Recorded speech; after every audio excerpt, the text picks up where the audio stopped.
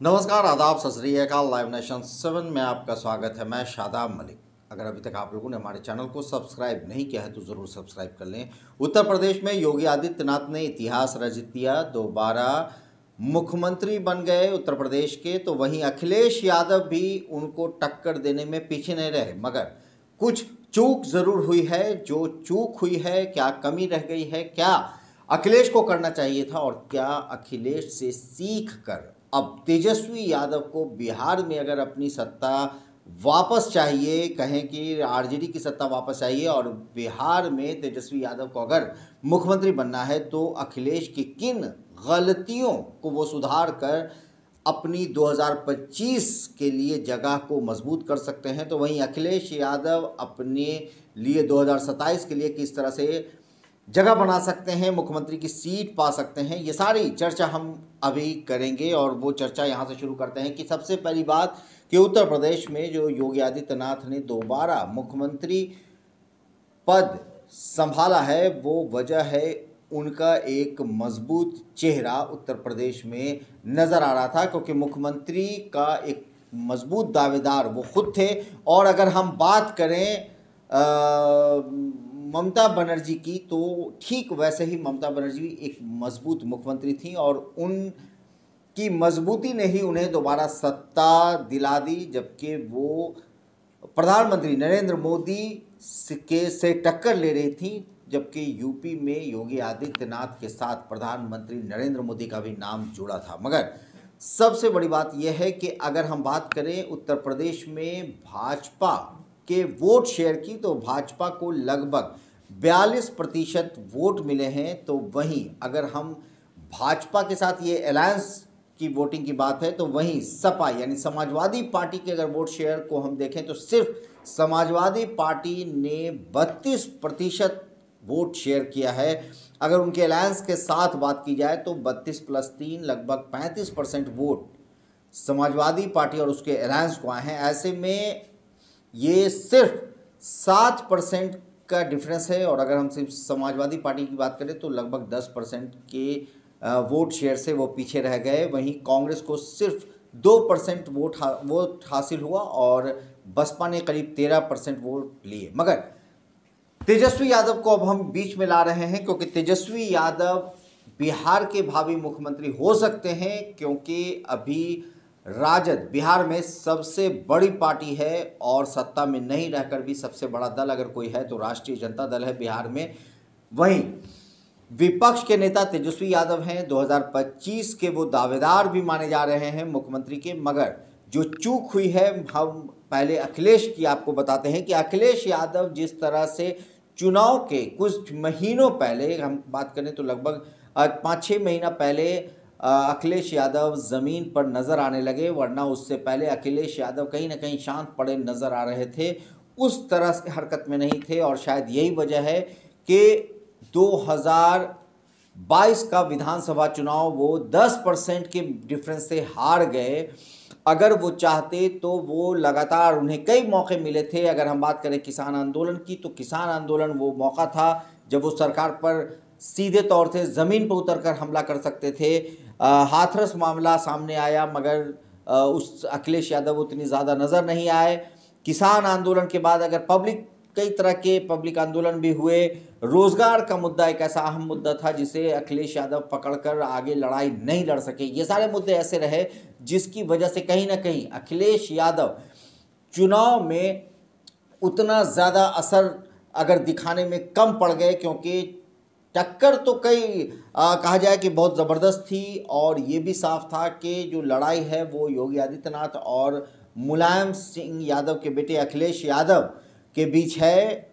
बसपा और कांग्रेस कहीं भी इस टक्कर में नज़र नहीं आई, लेकिन 13% वोट शेयर करके बसपा ने वोट काटा, तो 2% वोट शेयर करके कांग्रेस ने भी वोट काटे हैं। और ये दोनों वोट जो थे वो कहीं ना कहीं समाजवादी पार्टी की ओर जा सकते थे। समाजवादी पार्टी की तरफ से अखिलेश ने ये कमी दिखाई कि वो ये समझा पाने में कामयाब नहीं हो सके कि बसपा या कांग्रेस को वोट देना मतलब वोट बर्बाद करना है। तो ये उत्तर प्रदेश की कहानी है। अब हम बात करते हैं फिर तेजस्वी यादव की। तो तेजस्वी यादव के अगर हम 2020 विधानसभा चुनाव को याद करें तो तेजस्वी यादव भी ठीक वैसे ही जैसे अखिलेश यादव 6-7 महीने से हरकत में नजर आए थे, तो तेजस्वी यादव और भी ज़्यादा देर के बाद, यानी कि चुनाव से सिर्फ 2 से 3 महीने पहले, कहा जाए तो 2 महीना पहले ही तेजस्वी यादव भी नजर आए, कई रैलियां की, ताबड़तोड़ रैलियां की, लेकिन ये सब कुछ उन्होंने चुनाव के समय में किया। और चुनाव में इतने कम समय में भी उन्होंने कहीं ना कहीं भाजपा को और उसके अलायंस यानी एनडीए को कड़ी टक्कर दी, सबसे बड़े पार्टी बनकर सामने आए। मगर इतना ज़रूर है कि अगर वो और पहले ज़मीन पर उतरते, ज़मीन की जो मुद्दाएं थी उस पर अगर वो आवाज़ उठाते, विपक्ष की तरफ से अगर वो हमला बोलते, तो कहीं ना कहीं लोगों के दिल में वो जगह बनाने में और ज़्यादा कामयाब रहती। अब ऐसे में ज़रूरत है कि तेजस्वी यादव इन सारे मुद्दों को देखते हुए, जिस तरह से बिहार में बेरोजगारी एक बड़ा मुद्दा बनकर सामने आ रहा है, खुद तेजस्वी यादव ने 10 लाख नौकरी देने का वादा अपने पहले कैबिनेट में देने का उन्होंने वादा किया था अगर उनकी सरकार बनती तो। मगर भले ही उनकी सरकार ना बनी हो, मगर विपक्ष में रहते हुए तेजस्वी यादव कहीं ना कहीं बहुत ही मजबूत दावेदार हैं आने वाले दिनों में 2025 के चुनाव में। और ऐसे में ज़रूरत है कि वो इन सारे मुद्दों को पकड़कर वो सरकार को घेरें, सरकार पर हमला बोलें और ज़मीन पर, सड़क पर उतरें।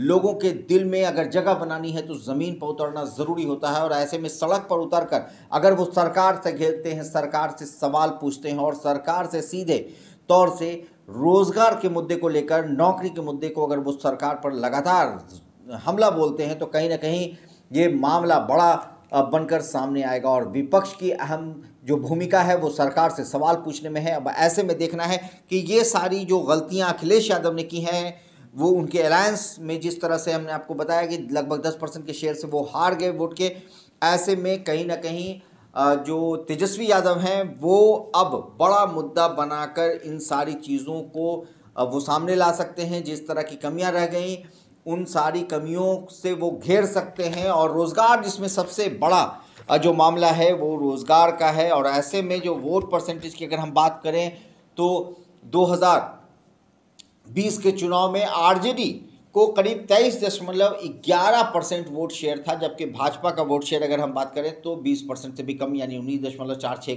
का था।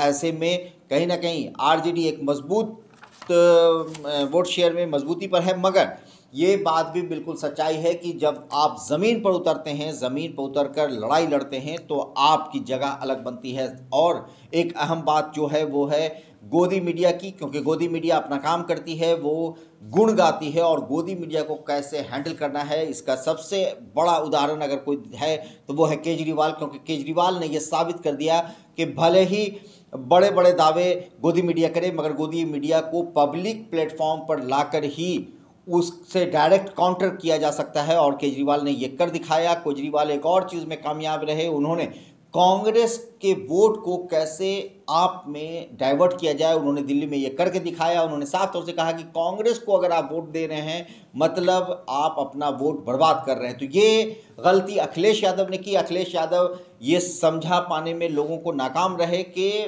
बहुजन समाज पार्टी और कांग्रेस को वोट देना मतलब आप अपना वोट बर्बाद कर रहे हैं। साथ ही साथ जो थोड़ा बहुत AIMIM को भी वोट मिले, कहीं ना कहीं वो वोट बर्बाद गए। ऐसे में अब हम एक बार जो बात है वो ये है कि तेजस्वी यादव आगे की उनकी रणनीति क्या होगी। और रणनीति अगर बनानी है तो 5 साल पहले बनाना होगा, ताकि कामयाबी के समय में अगर आप तब हेलीकॉप्टर से उड़ते हैं और एक एक दिन में 22 रैलियां करते हैं, उससे ज़्यादा ज़रूरी है कि आप हमेशा लोगों से जुड़ें, आम जनता की खबर पूछें। सरकार को घेरने के लिए सरकार से पहले आपको ज़मीन पर उतरना होगा और विपक्ष का यही काम होता है। तो ऐसे में अब देखना है कि जो 2027 का चुनाव होगा उत्तर प्रदेश का, उसमें अखिलेश की क्या जगह होगी। और अगर हम बात करें 2025 विधानसभा चुनाव बिहार की, तो अब उसका समीकरण क्या होगा, उसमें तेजस्वी यादव की जगह क्या होगी, ये सारा कुछ